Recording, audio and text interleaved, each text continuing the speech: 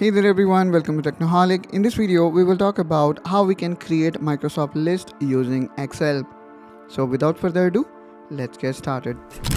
Now here you can see the computer screen and I already have open Microsoft list here. Let me click here on new list. And this time I'm going to select this option which is from Excel. Now here what we need to do is we need to click on upload file.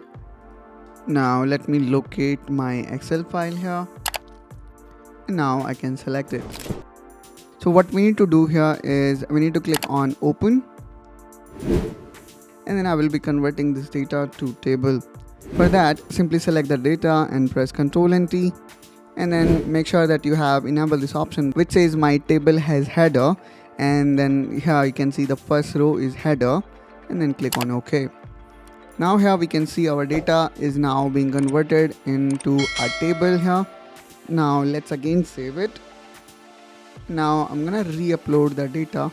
Let's click again on new list and then from Excel upload data and then the same travel request form. Now here you will see the table is now available. Now we need to define data field here. So for example, this one can be single line of text, this one can be choice, this one also can be choice, and this one can be for the time being single line of text, and then this one also single line of text, and then this one can be choice.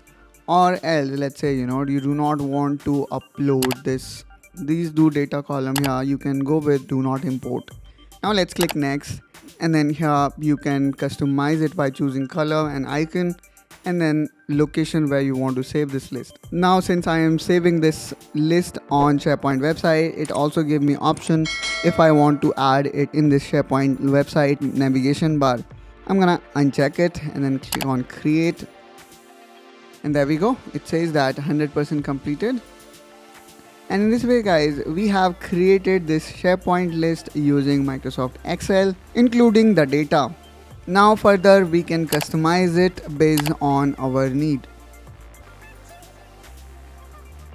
So unfortunately with this one I did not imported the date column. If let's say date column would have imported, then we again could have went to column setting, edit, and then from here we would have chosen date and time.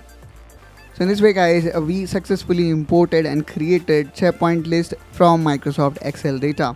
I hope guys you find this video helpful and informational. If so, then please do like and subscribe to Technoholic to see more such content. And I will catch you soon with one such another video. Till then you take care and bye bye.